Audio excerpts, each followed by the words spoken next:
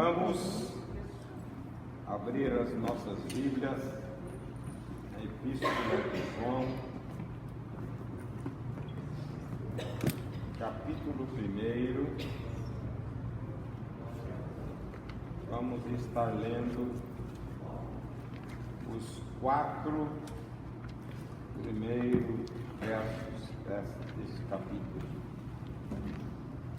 1 João, capítulo 1, versículos 1 a 4. E assim está escrito: o que era desde o princípio, o que temos ouvido, o que temos visto com os nossos próprios olhos, o que contemplamos, as nossas mãos apalparam com respeito ao Verbo da vida.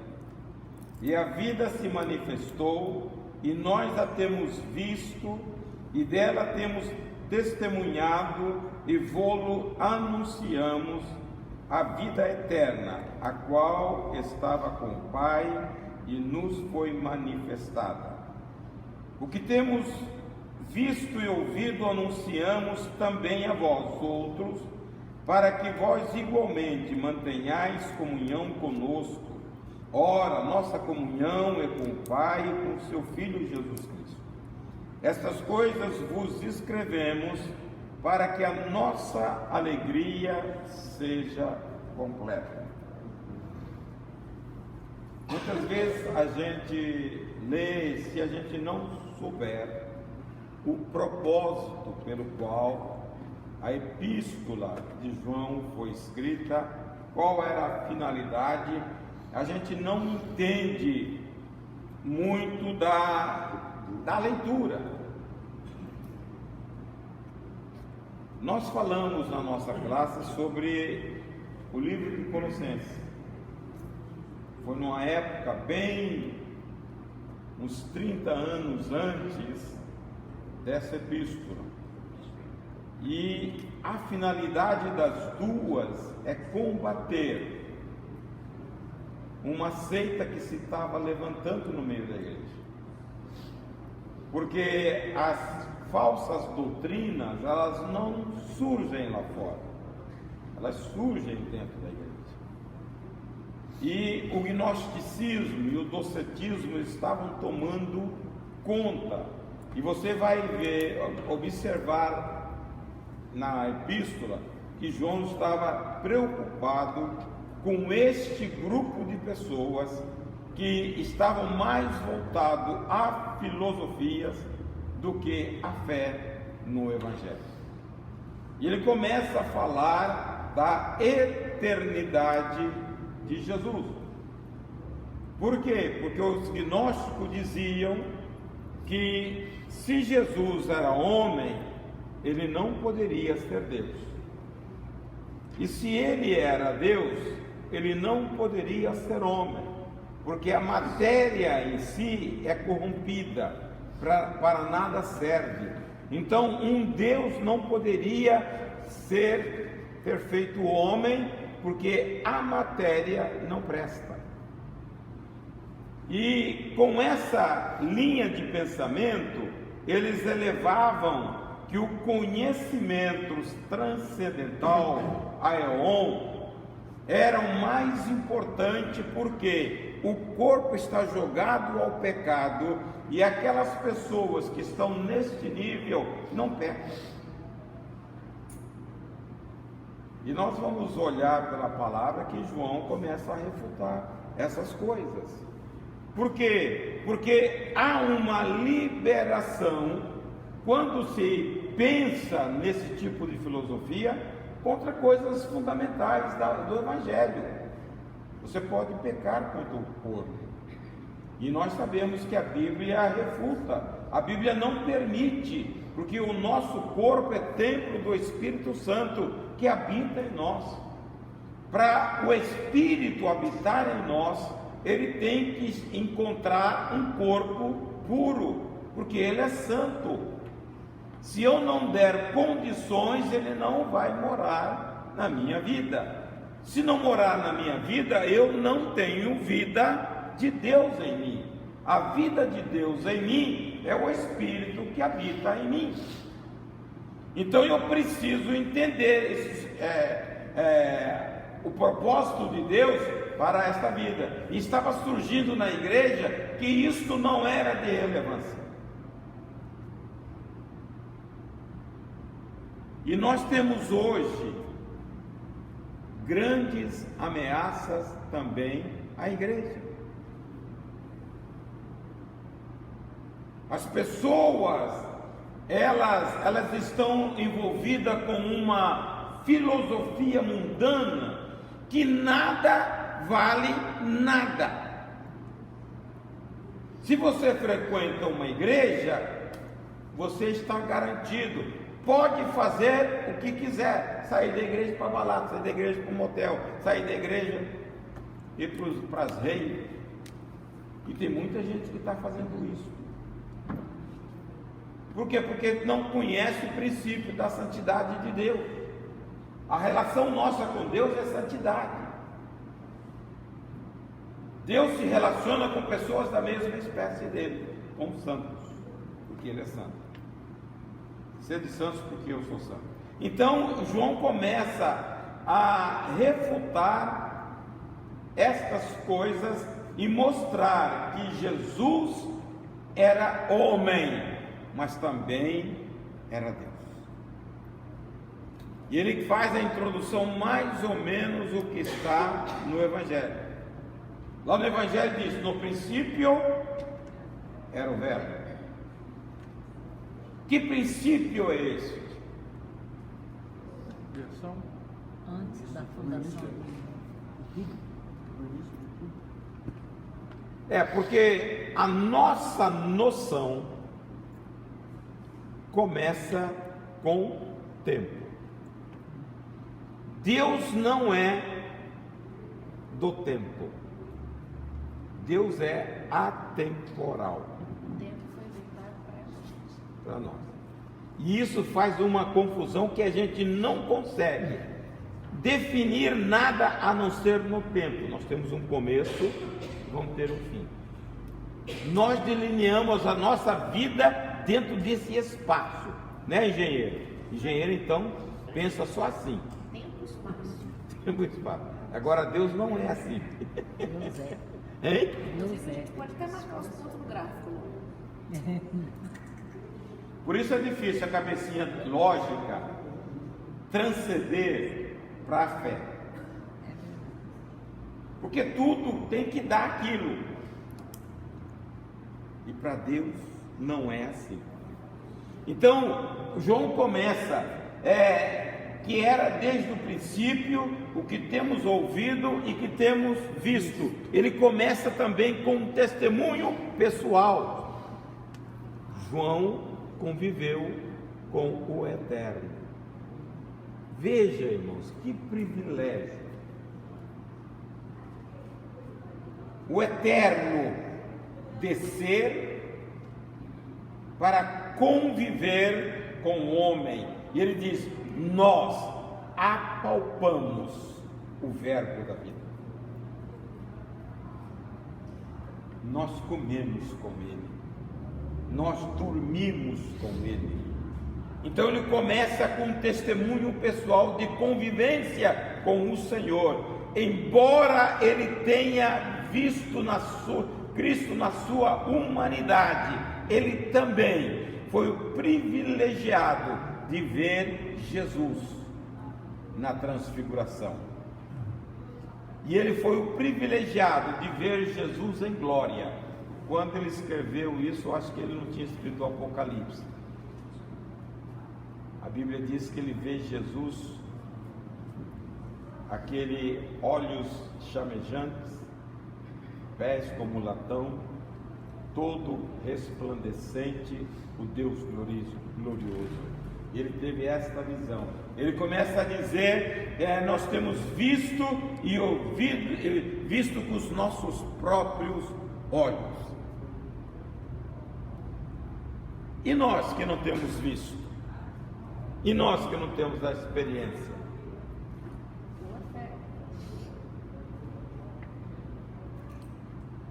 Por isso que a fé é fundamental. E a gente E a gente hoje vive muito na razão.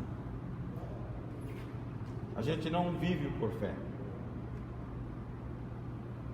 Se nós conhecêssemos bem a Bíblia e tivéssemos fé na palavra de Deus, o crente pouco pecaria. Mas como nós não temos fé, nós brincamos de ser crente. Nós não vemos Deus, mas Ele está aqui. Aleluia. Se você tem essa percepção, isso é fé. Se você reverencia esta percepção, isso é fé.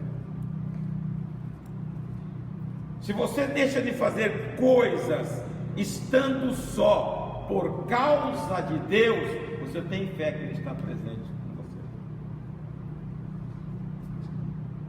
Mas nós hoje, por esse sentido de ausência, nós fazemos muitas vezes no nosso dia a dia. Nós trabalhamos aqui no discipulado parecer com Jesus, parecer com Cristo.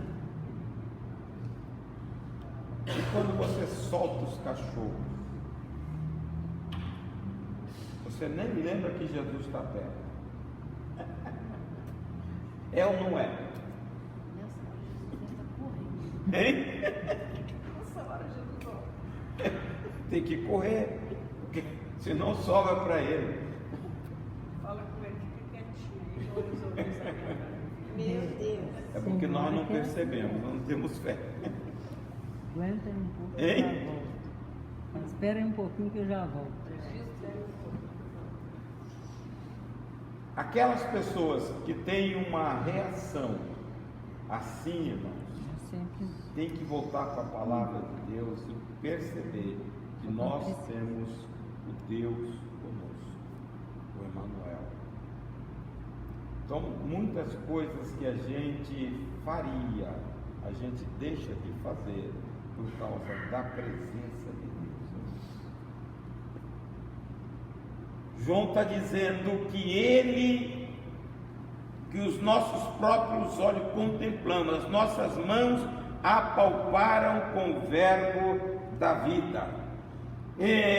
No tempo, desse tempo de convivência com a igreja, principalmente as igrejas da Ásia Menor, que ela foi endereçada, havia uma perseguição e havia esta luta dos falsos profetas. Era na época do governo de Domiciano.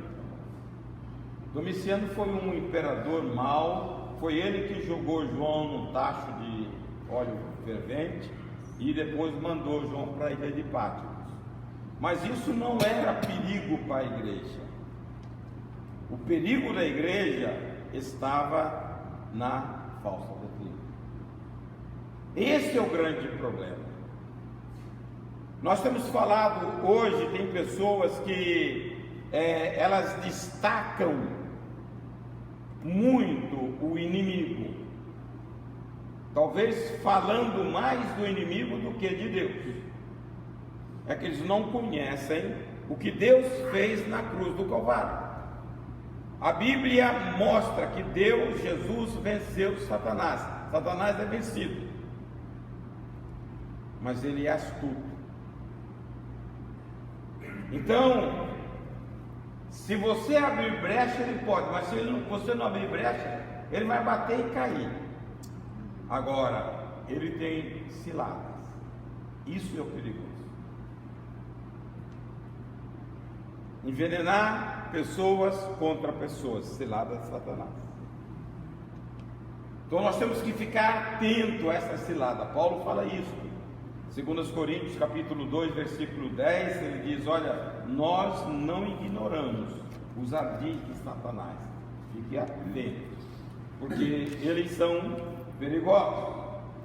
2 Coríntios 11, 13, ele fala: eu temo, assim como a serpente enganou Eva, que vocês possam ser enganados por ela, para afastar da simplicidade do Evangelho. Então isso é perigoso.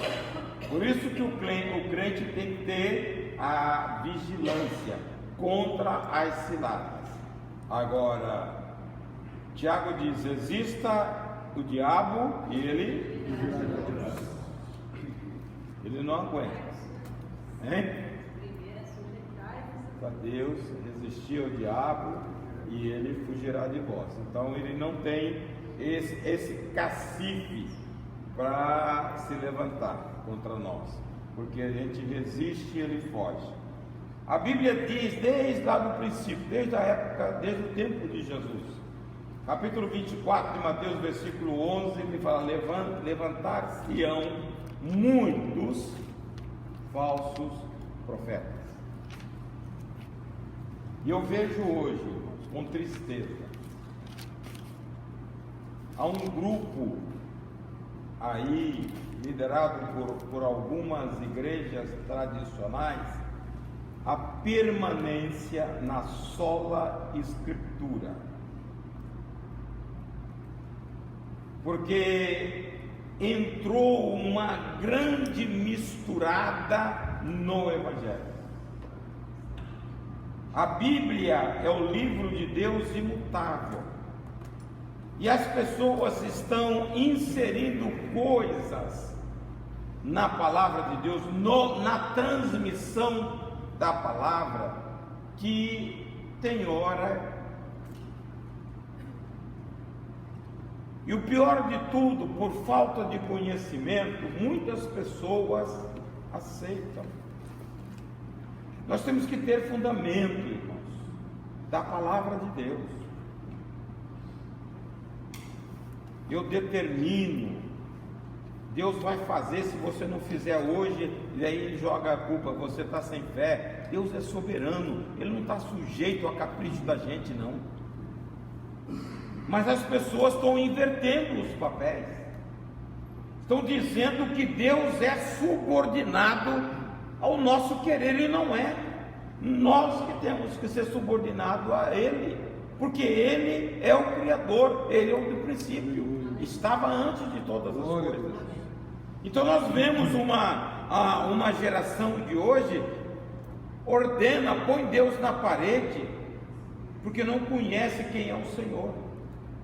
Mas essa ordenança é para coisas da terra. Ele pede, era a salvação, né? Deus só quer aqui.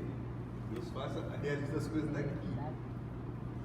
Você não vê nenhuma intercessão na Bíblia para coisas, principalmente no Novo Testamento. Eu te dou 3 orações de Paulo: Efésios 1:17, Colossenses capítulo 1, versículo 8, 9 e 10, Filipenses capítulo 1, versículo 7 a 9, Paulo intercedendo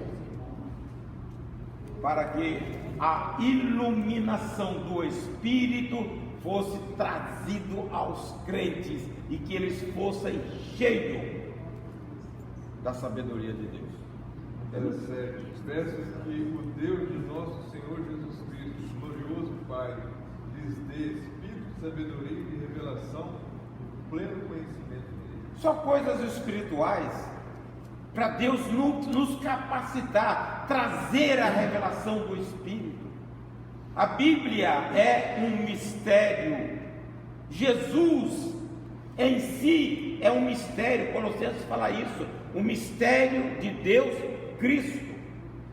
Todo mistério precisa de uma revelação, e quem traz revelação é o Espírito de Deus, que penetra as profundezas de Deus.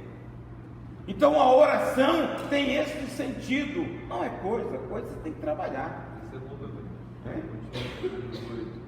Oro também para que os olhos do coração de vocês sejam iluminados, a fim de que vocês conheçam a esperança para a qual Ele os chamou, as riquezas da gloriosa herança dele dos santos, e a incomparável grandeza do seu poder para conosco, os que cremos, conforme a atuação da sua poderosa. Então você vê, a oração tem um sentido. Efésios 1:17 a 18. A oração tem esse sentido. As riquezas espirituais, elas são infinitamente maiores do que as da terra. Paulo diz em 2 Coríntios, capítulo 4, versículo 18: tudo aquilo que você vê, passageiro, e aquilo que você não vê, é eterno. Aleluia. Então nós temos que buscar as coisas eternas, nos encher das coisas eternas, que elas transcendem a nossa vida. Mas a gente olha aqui que nós nos preocupamos mais com as coisas materiais do que com as coisas de Deus. Conhecer Deus e fazer a vontade de Deus, nós não estamos muito preocupados. Porque nós estamos dentro de uma sociedade consumista e nós fazemos parte dela, mas nós esquecemos que nós fomos chamados para viver o outro reino. Enquanto a gente não aprender a conviver dar prioridade ao reino dos céus, nós vamos buscar as coisas daqui. E quando nós buscamos as coisas daqui, nós podemos nos ser afetados. Então, João está preocupado com a igreja recebendo esse tipo de ensino. E ele preocupa para provar que Jesus veio em carne. Ele diz: aquele que fala que Jesus não veio em carne é falso. Jesus veio como nós, entrou no mundo em carne, só que ele tinha a divindade, mas também tinha a nossa natureza fraca. Ele não perdeu a divindade, mas abriu mão dela, para nos mostrar que é possível viver no mundo sem pecado. E aí nós muitas vezes dizemos: mas Jesus era Jesus. Não é. Por isso que os gnósticos diziam que era impossível um homem viver sem pecar, porque a natureza, a carne, nada presta. Então Jesus não podia ter isto, mas a Bíblia diz que Jesus veio com a nossa estrutura fraca de pecado e sem pecado, e através da morte ele mata o pecado. Está lá em Romanos 8:3. Então ele mostra para nós que ele veio e é possível ser um homem viver sem pecado na terra. Agora o versículo 8 desse capítulo fala: aquele que diz que não tem pecado, vai mentiroso.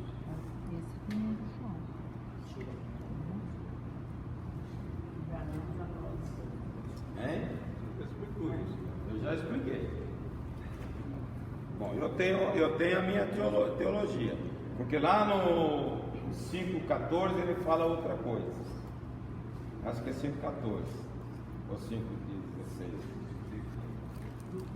Ele fala: aquele que está nele não vive. Acho que é 18. Aquele que é nascido de Deus não vive em pecado, porque a semente mudou, a semente é pura.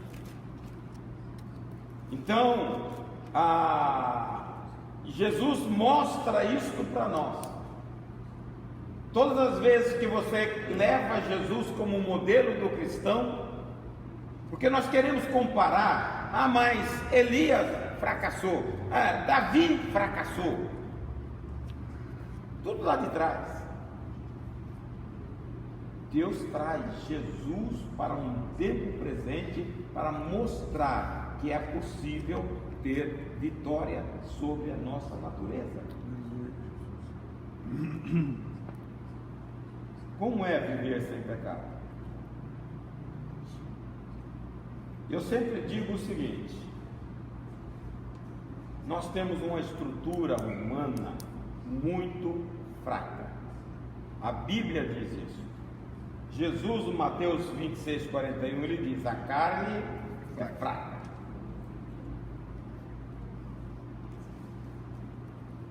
Quando nós recebemos Jesus,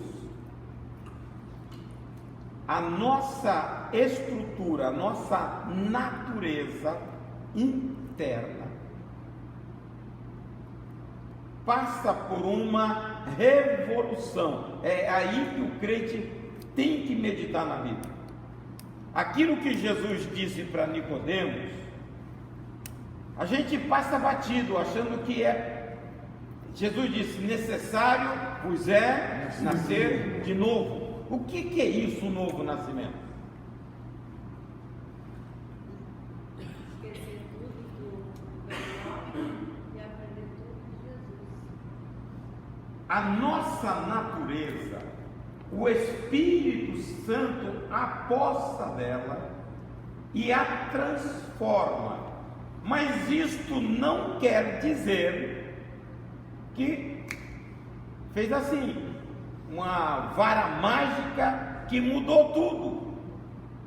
Esse Não muda. um milagre que é capaz da gente seguir com ele. Aí tem que entrar a nossa ação. Diga. Veja, nós na escola dominical demos um exemplo. Nós somos um copo cheio de sujeira, água suja. Essa é a natureza humana. Você não pode pegar o copo e jogar a sujeira e encher de água limpa. Você tem que limpar o copo entrando água limpa. E aí você começa a perceber o seguinte: o tempo que esta água se torna pura vai depender de você. Se você colocar uma gotinha todo dia, você vai passar o resto da vida e a sujeira vai continuar. Se você colocar uma dose maior, você tem possibilidade de ir transformando a água suja em água misturada. É isso que você vê. Agora você compara os crentes. Você encontra crente que parece com Jesus, e você encontra crente meia massa. Você encontra ou não encontra? Por quê? O que faz a limpeza? A palavra e a sua devoção a Deus, o seu momento a sós com Deus. Então, quando eu me aplico a isso e dedico ao estudo da Bíblia para gerar transformação, porque potencialmente o espírito já mudou. Agora, a roupa suja, a água suja, quem tem que tirar sou eu e vestir a nova. Então esse processo é um processo contínuo.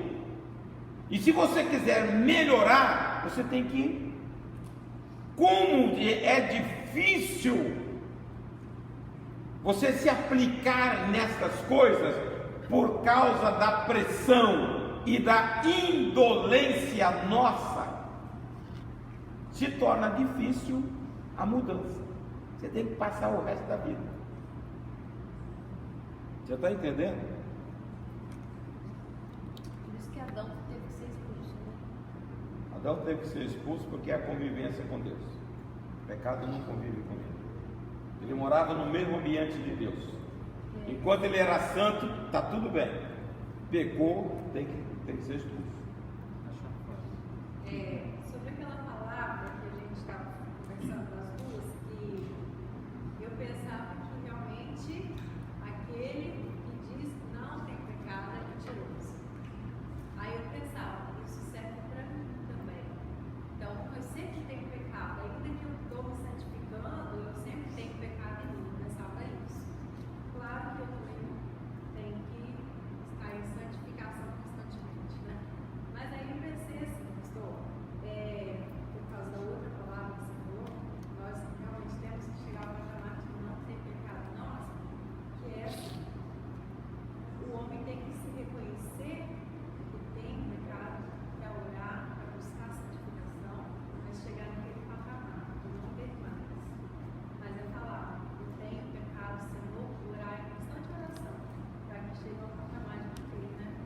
Como vocês imaginam a vida de Paulo?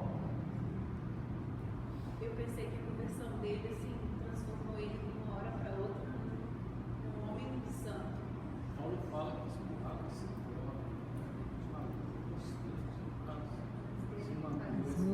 Cobrar, né?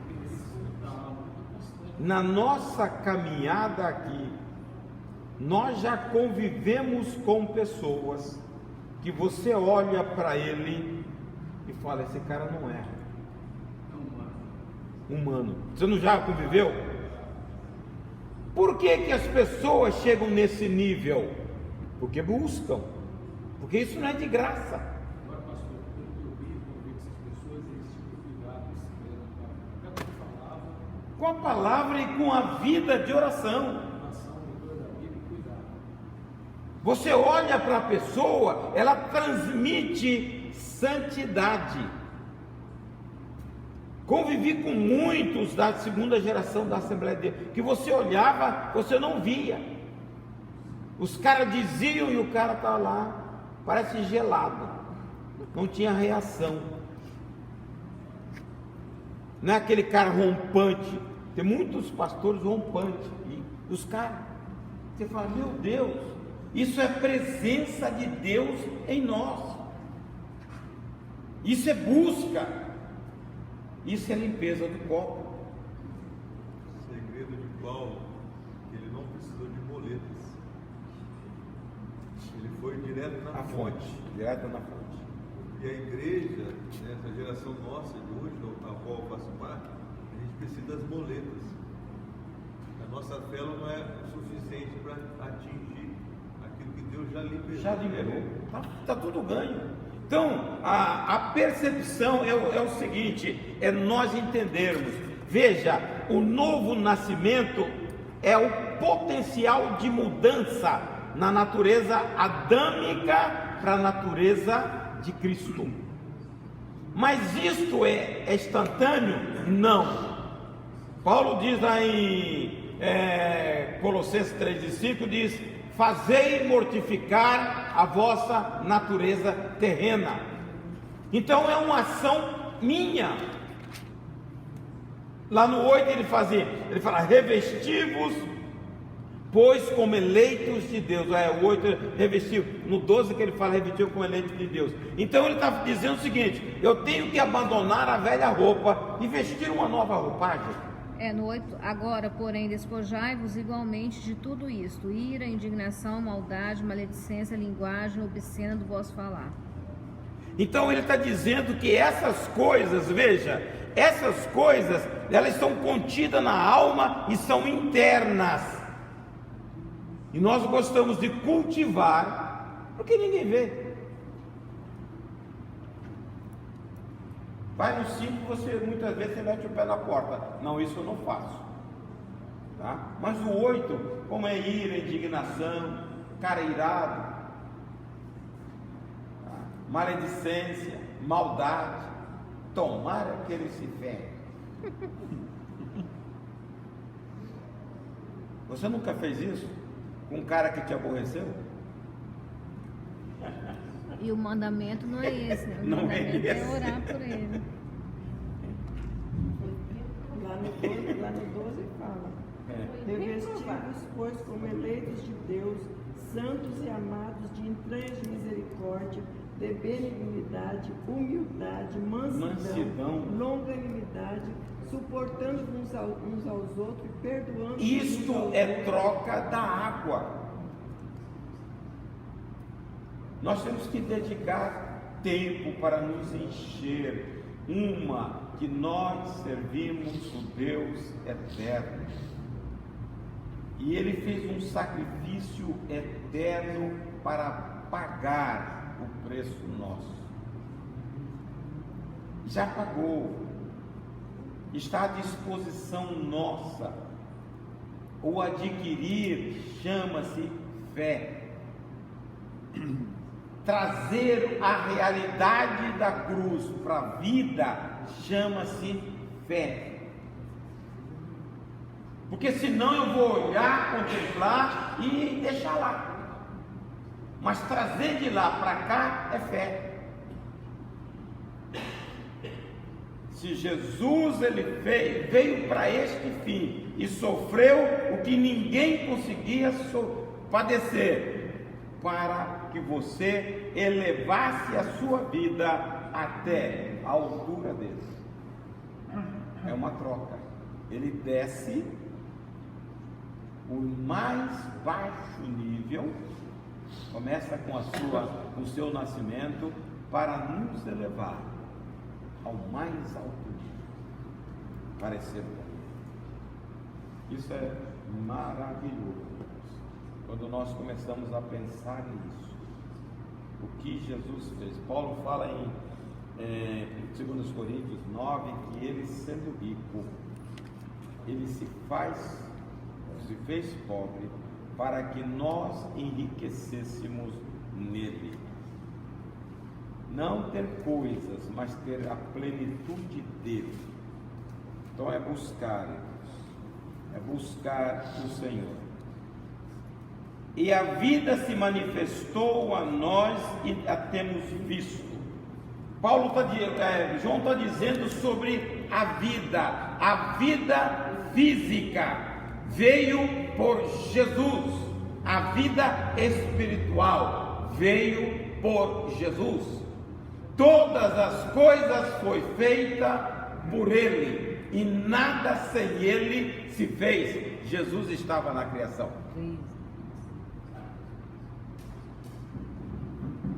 Então, vida física, a criação do homem, ele estava lá.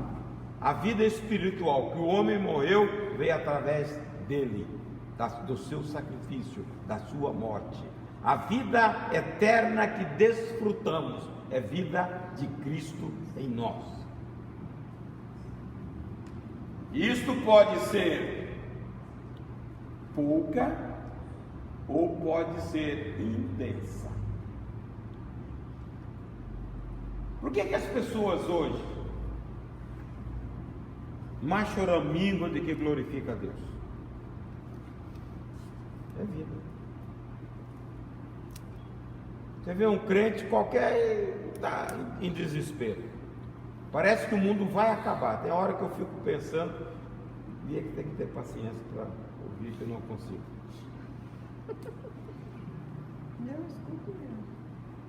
Mas é difícil inculcar as pessoas. Nós em Cristo Jesus somos vencedores. A Bíblia diz isso. Pastor, eu acho que a gente não entende esse somos vencedores, que essa vitória não é do meu jeito, não é como eu quero. É a vitória, mas vai ser do jeito dele, na hora dele, da forma dele. Não é do meu, mas é a vitória. Entender o propósito de Deus, isso aí é difícil. Mostra a nossa sabedoria. Mas tem hora que você vê a pessoa apanhando. Você fala, meu Deus, como que ela não percebe o que Deus quer fazer com ela? Isso aí. Não adianta, irmão. Mas às vezes já apanha porque não aprendeu e deixa tudo se repetir novamente. Não submete a palavra. A palavra diz que você tem que amar. A palavra diz que você tem que cuidar. A palavra diz que você tem que abrir mão de... Os caras, mas...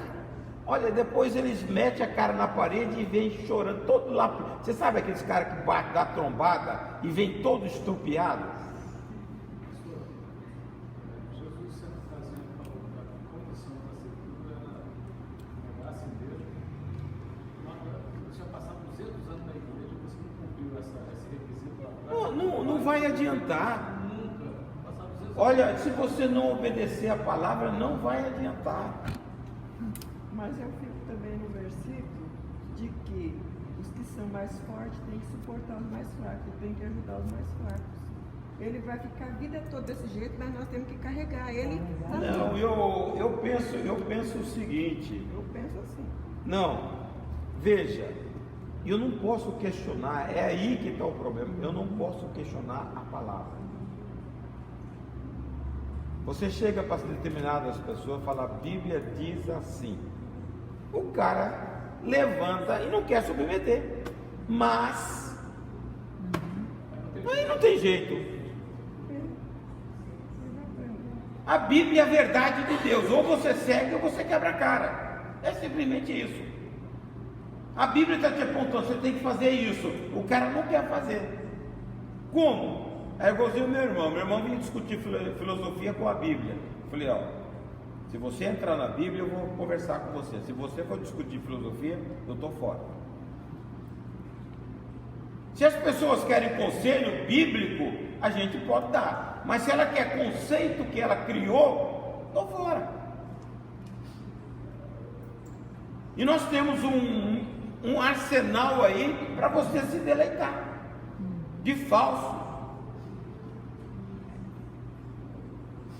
Nós precisamos conhecer a palavra, por isso que nós estamos insistindo.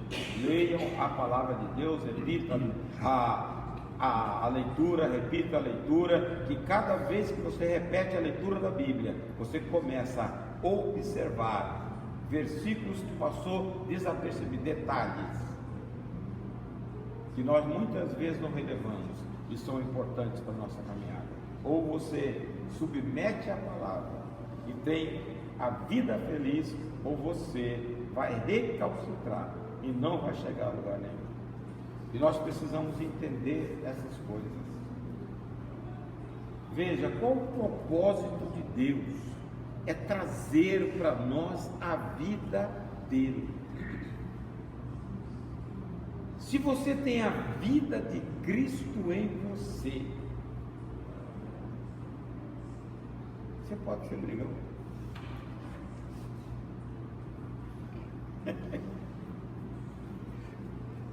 Você pode ser. Quem leu Dom Casmurro de Machado de Assis?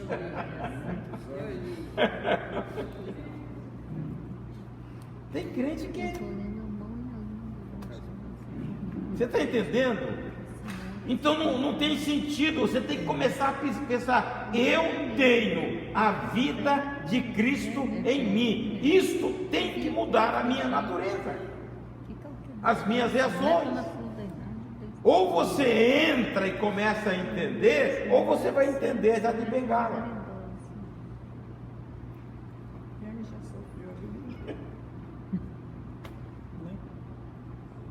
E aí ele fala: para que nós tenhamos comunhão uns com os outros e com Ele.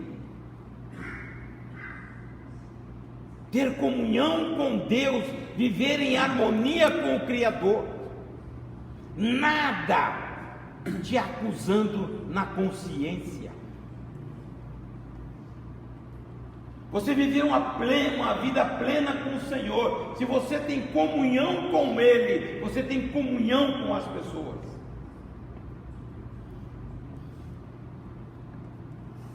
Como é que eles falam? O meu sangue não bate com deles. Meu santo. Meu santo não bate com dele. Que é isso, irmão? Se você tem comunhão com o Senhor, você tolera o irmão. Você sujeita o irmão, você abaixa para ele subir nas suas costas. Mas se você tiver partes escuras do seu coração, coisas que precisam ser resolvidas, você não vai tolerar o irmão. Agora vamos, ela falou uma palavra, leia o versículo 5. E esta é a mensagem que dele ouvimos e vos anunciamos, que Deus é luz e não há nele treva nenhuma. Por que Deus não tem trevas? Porque Ele é A luz. Quem é o príncipe das trevas? Agora você vai lá para o capítulo 11 de Lucas, versículos 36. Mas deixa eu ler o 7. Mas se andarmos na luz, como Ele na luz está, temos comunhão uns com os outros, e o sangue de Jesus Cristo, seu Filho, nos purifica de todo pecado. Para você começar a entender determinadas coisas, que nós podemos dar espaço para o príncipe das trevas atuar em nós. Veja o que Jesus disse. 11:36. Se a luz que há em ti não tiver, não é Se, isso? portanto, todo o teu corpo for luminoso, sem ter qualquer parte em trevas, será todo resplandecente como a candeia quando te ilumina em plena luz. Ele está dizendo qualquer parte em trevas.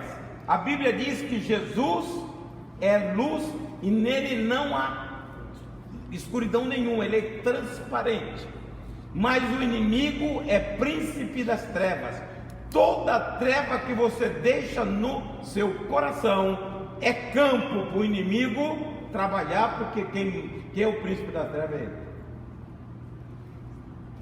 E Jesus está dizendo: se você for luminoso e não tiver parte em treva, você será resplandecente. Mas no 34 ele diz: não havendo, se tiver alguma parte em treva, ele diz: quão grandes trevas serão. Porque quem trabalha na penumbra, irmãos, é Satanás. Ah, mas eu sou crente. Deixa a escuridão para ver se ele não trabalha. E no 35 diz: vê, pois, que a luz que em ti há não sejam trevas. Então, ele está dizendo que eu preciso andar na luz, ser transparente com o Senhor. Você tem um coração que não se inclina para as coisas pecaminosas. Tiago 1,14 ele diz que nós somos tentados pela cobiça em nós geradas, gerando pecado no nosso coração, trevas. Satanás sapateia aí, daqui a pouco você cai, porque você cultiva. É o pecado de Davi. Se você observar direito, Davi não caiu de repente, Davi cultivou. A Bíblia diz: no tempo que os reis saíam para a guerra, Davi manda todo mundo sair e fica em casa. Já tinha premeditado. O pecado começa assim. Não é uma coisa que veio assim. Pode até vir assim, mas o seu coração já estava preparado. Agora, se o coração for limpo, sem nenhumas trevas, você resiste. Você passa lá, que areia, aquela areia para o meu caminhão, a hora que pintar você cai, porque o seu coração está preparado. Você está entendendo o que é? Por mais que você não tenha um alvo, mas você tenha uma ideia, não brinque com estas coisas, porque é espaço que o diabo trabalha, porque ele trabalha na penumbra e na escuridão. Jesus disse: não havendo nenhuma treva no seu coração, o seu corpo será luminoso, porque Deus, o nosso Deus, é resplandecente.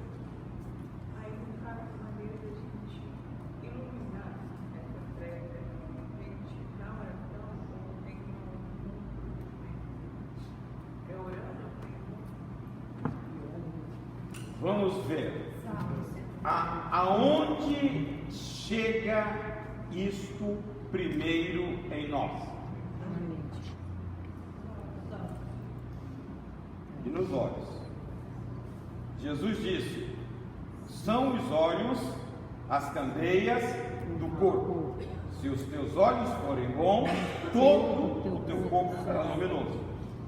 Mas a primeira coisa, ela chega na mente.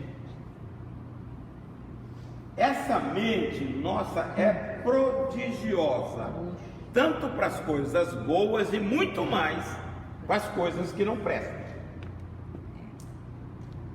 E como que você bloqueia isso? Você tem que entender. Deus só colocou uma arma na mão da gente, só uma, para você atacar. Espada. Então não tem jeito. Você tem que aprender. Vocês estudaram recentemente isso, que eu sei. Quando você está na luta, você seleciona uma série de versículos referente àquele tipo de provação e memoriza. Aí mora o perigo, ninguém gosta de memorizar. Porque a memorização, a hora que vem o pensamento, a Bíblia está dizendo isso. Não é tão fácil, mas você vence, porque a palavra de Deus é poderosa. Vocês estudaram isso naquele Conhecendo Charles Swindoll, tá? Conhecendo o quê? Eu estou sabendo que vocês estudaram. Qual que é o livro? Conhecendo Provérbios. Conhecendo Provérbios. Ele fala exatamente isso. E eu já usei essa técnica muito, uso até hoje, tá? E eu não sabia que ele falava isso. Eu uso a técnica. Então, quando eu tenho qualquer luta, qualquer demanda, eu trabalho nisso. Ansiedade eu curei assim, enfermidade eu curei assim, dependência de Deus eu curei assim. Eu tive que memorizar uma série de versículos, porque é o único que consegue. Tá? Esse turbilhão de pensamento que vem é só a palavra, não tem outro jeito. Tá? É só memorizar, e memorizar hoje está difícil, né? Memorizar e acreditar, né? Ter fé. Porque às vezes a pessoa sabe. Porque a palavra de Deus é fundamental quando você estabelece, é a verdade de Deus. Então, ela tem que se tornar para nós o livro mais importante. Quando você tem como livro mais importante, você vai ter facilidade de memorizar. Quem diz é a neurologia. Não sou eu que estou dando pitaco, é a ciência que fala isso. Porque você guarda as coisas que você tem como importante. O advogado guarda até os códigos todinho, lei por lei. Guarda ou não guarda? Por que não guarda a Bíblia, que é o maior tesouro que nós temos? Então, você vence, viu, Stefano? Tendo isso como princípio, a palavra, você vai vencer tudo.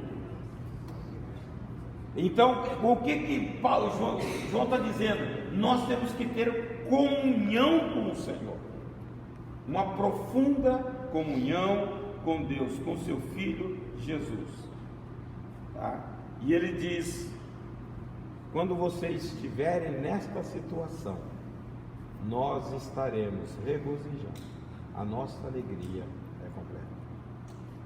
Trabalhar, viver a plenitude do Evangelho, dá satisfação para todo mundo. Irmãos, não tem nada que mais satisfaça o pastor do que ver pessoas que começam como bebês. Em pouco tempo eles estão caminhando, correndo, espiritualmente maduros. Porque são crentes que não estão em inatividades. Quando nós passamos por transformação, deixamos Deus trabalhar na nossa vida e crescemos. E a alegria maior quando nós geramos vida em outro. Nós precisamos ter esse prazer, aprender de Jesus para ser discipulador de alguém, ministrar na vida de alguém, ver a pessoa crescer.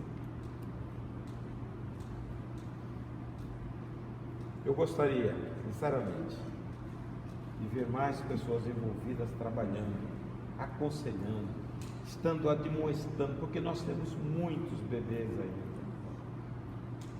Nós precisamos, irmão, nós temos no nosso meio muito bebê espiritual. E quando você dá um toque e ele consegue dar 3, 4 passos, você fica, meu Deus. E muitas vezes não precisa de muita coisa. É mostrar na Bíblia. Não precisa inventar carochinha, não. É mostrar na Bíblia o que Deus espera de nós. E aí você impulsiona a pessoa a orar, impulsiona a pessoa a estudar. Isso é gratificante. Não pare. Desenvolva, instrua. Nós que somos velhos devemos instruir os mais novos, trazer a nossa experiência, compatibilizar com a palavra de Deus, com aquilo que nós temos recebido de Deus. E isso faz parte do crescimento. A Bíblia diz que quando nós estamos ligados uns com os outros, nós produzimos o próprio crescimento do corpo, nós geramos vida no corpo. Então é isso, a igreja precisa sentir-se entrosada, alinhada, para gerar vida no outro. Está lá, só ler Efésios capítulo 4, versículo 13 a 16. Vocês vão ler e vão ver o que Paulo, ele fala: para que não sejais mais meninos agitados de um lado para outro como vento, como onda. Até que todos cheguemos à unidade da fé e do pleno conhecimento do Filho de Deus, à perfeita varonilidade, à medida da estatura da plenitude de Cristo. Aí continua. Para que não mais sejamos como meninos, agitados de um lado para o outro e levados ao redor por todo vento de doutrina, pela artimanha dos homens, pela astúcia com que induzem ao erro. Mas, seguindo a verdade em amor, cresçamos em tudo naquele que é a cabeça, Cristo. Do qual toda junta, de quem todo o corpo, bem ajustado e consolidado pelo auxílio de toda junta, segundo a justa cooperação de cada parte, efetua o seu próprio aumento para a edificação de si mesmo em amor. Quando a igreja está nesta linha, você pode saber o que vai gerar crescimento. Você sai do estágio de menino, você entra na estatura de Cristo, do varão perfeito, e você vai viver o amor, você vai unir-se às pessoas e vai gerar. Ora comigo, estou doente, deixa que eu oro, Jesus cura. Isso é idoneidade, irmãos. Qualquer irmãozinho isso no passado fazia, hoje precisa telefonar para o pastor. Que igreja é essa? Nós precisamos. Vai lá num rincão que não tinha ninguém, não, pode deixar que eu vou lá orar. Orava e Jesus curava, porque é uma promessa. Quando nós saímos a evangelizar, Jesus disse: e porão a mão sobre os enfermos e eles serão curados. E a Bíblia termina assim no livro de Marcos: e os discípulos saíram e Jesus confirmou tudo com os sinais. Deus honra a palavra. Aleluia. Então basta você ter coragem. Amém. Eu estou saindo. Depara com um problema, ora e Jesus dá a solução. Amém? Amém.